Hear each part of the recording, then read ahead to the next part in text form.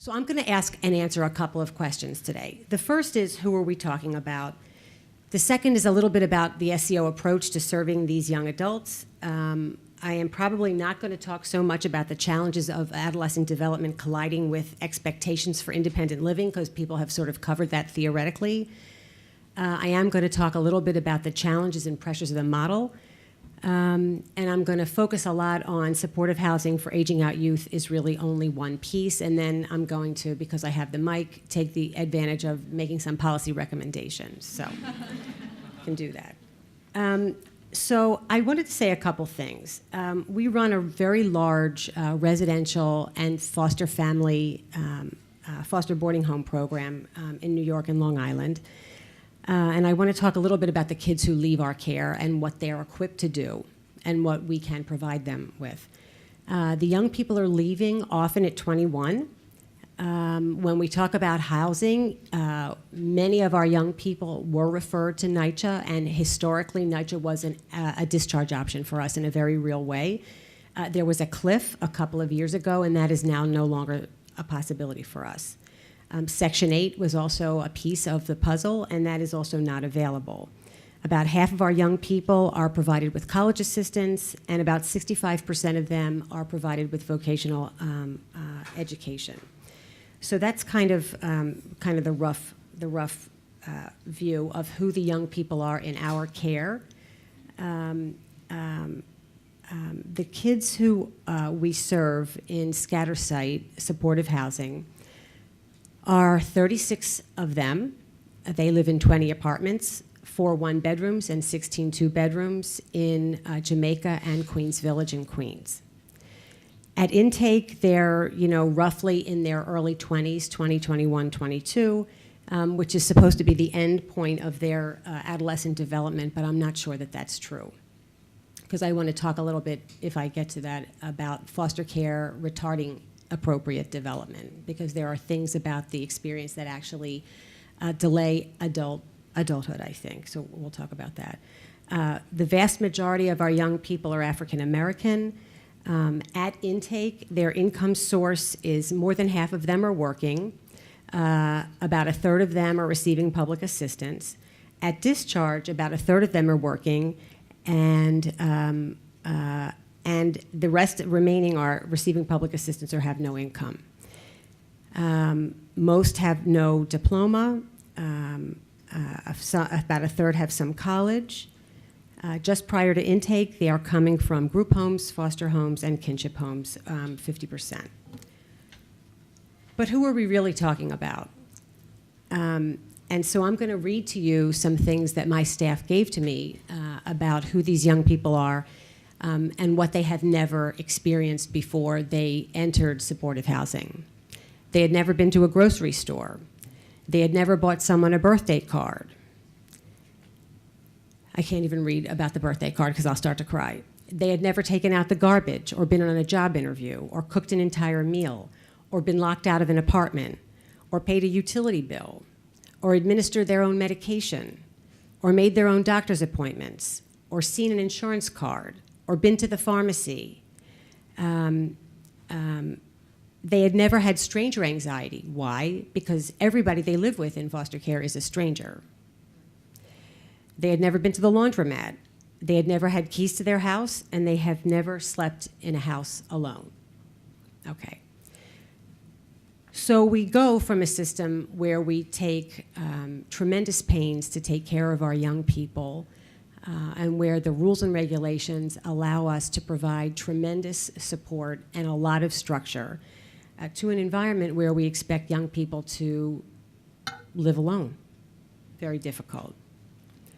I don't know how many of us have lived without a backstop at the age of 21 or 18 or even at 24. So it's a lot.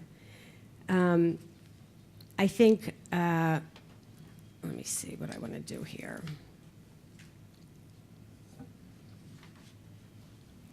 Okay. For us, the 4 goals that would be successful goals for a successful independent adult life would be education and preparation for life, work, family and community connections and a community life, and a sense of well-being and stability. Supportive housing really can only be seen in a real way from a policy standpoint as a piece of a continuum. It's not the end, nor is it the beginning. And the problem for us in New York now is that there is not really a continuum, and the absence of a housing subsidy makes it very difficult to assume that people who are a little bit delayed in their development are going to get better faster and get more equipped and more independent faster than they actually can. So there's some real challenges. I'm going to tell you a little bit about where our young people go when they leave us. 12, I'm just going to use just a rough number. The majority leave to rent a market rate apartment, either with the help of a significant other or friends. I don't even want to talk about that. And a very small number of people now can get NYCHA or subsidized apartments. Some of that's a positive, those are the positive discharges. Semi-positive discharges, leaving with some kind of housing in place, or basically made-own arrangements. It's time to move on to better things. Our friends from DHS know about made-own arrangements. Negative discharges are non-payment of rent, non-compliance with the participant agreement, abandoning the apartment, incarceration, and just aging out without planning at all. Where did people go? Higher level of care, back to foster care, community apartments, college, family, and many young people don't even tell us. The goal for us is to make sure that young people are rooted in the community. It's very important to have adult connections, but many of our young people, both developmentally, psychologically, and experientially, don't want to disclose family connections or adult connections. It's just not what they want to do. And so that makes it also very difficult to try to convey the need to have a backstop and people in the community for support. The program itself is quite modest. We have a budget of just over $700,000. We expect a fair amount of resources to be contributed as rent from our participants. And the rent collection is obviously a challenge, because if kids are coming in with jobs, which are probably very marginal, and they're leaving without jobs, the question is how they actually pay their rent in the middle time that they're with us. Let's see. So let's just talk a little bit about what else besides supportive housing. So this whole issue around preparation for an ability to get and keep a job is absolutely critical. This employment market is extremely competitive. My staff people wrote fierce employment market. There's no way that the social services system alone can create housing and jobs. It's just not what it does. The fact of supportive housing is a consequence of a market failure. And so a failed marketplace is a very hard place for a kid to get a job. So, so if half of the kids came into the program with a job, they came in, maybe they had a job, they had a summer youth internship program, but many had no job history and a lot of job loss. It's hard, one of the comments programmatically is that it's hard for the kids to get organized around transportation. They're sort of getting from work to home just is really a lot. And that also speaks to many things about what we have not prepared our young people to be able to do when they leave foster care. Education notwithstanding, functional literacy, activities of daily living, the things that we all need to do in the world to survive, we're not doing as good a job, I think, as we have to do to prepare young people for independent living. And I think from an employment standpoint, we have to think more creatively about what that looks like. And one of the things that I was reading in preparation for my discussion with you today was a publication called Now Hiring from the Center for an Urban Future. And it's basically just come out. It talks about 172,000 disconnected youth and the need to prepare them for jobs. So I'm going to list the jobs that they're talking about because I think it's really illustrative of what we have to do and the big gap we have before us. Ron, could I have my water? Thank you. Thank you, Commissioner.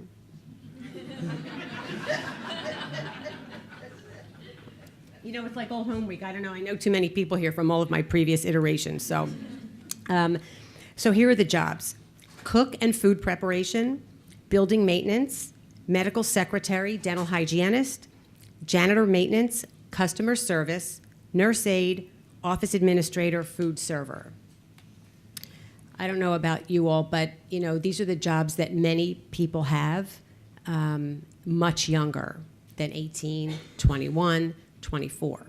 You know, they're summer jobs, they're things that people do passing through, and they require a lot of patience, particularly the face-to-face customer service jobs. You have to have incredible skills for that, even though nobody actually has to make change anymore. So that's one reassuring thing.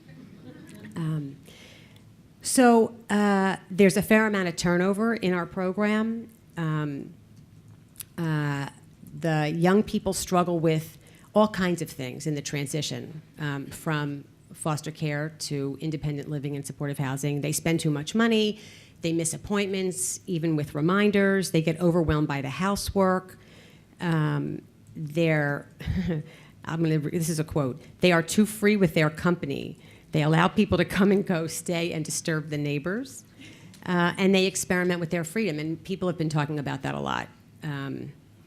But it obviously doesn't make them the best neighbors, right? I mean, people don't like all that. Insofar as community service, there are lots of programs out there. But every transition that a young person makes that requires travel or a change in direction is a little daunting. I don't know how many of you have changed jobs or moved recently, but it takes a long time to remember how to get to work and how to, you know, sort of what the address is and so forth. I'm not going to talk about adolescents and the challenges. I'm not going to talk about foster care youth and their challenges. I will say again, because I think it's worth emphasizing, that supportive housing is not child welfare. Very different rules, very different expectations. And that adolescents, like all of us, learn by doing. And whatever kind of housing supports we provide and whatever kind of employment supports we provide have to be able to take into a consideration mistakes, and lots of them.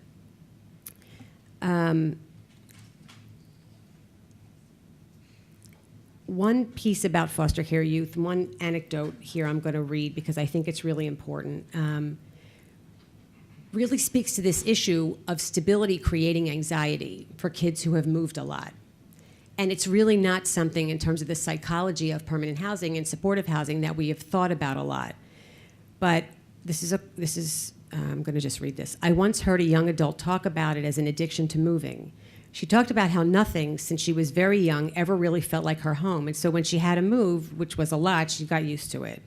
And eventually she became restless if she was in the same place for too long, and she would always find a way to get herself moved." You know, and so as a housing goal, one of our participants chose the following: to live anywhere for a year. I think this issue of transition and this issue of movement in a population of people really warrants, I think, more significant attention and more significant programming than, in fact, scatter site supportive housing offers. I think that the kids are coming in with tremendous deficits, and we need to do more.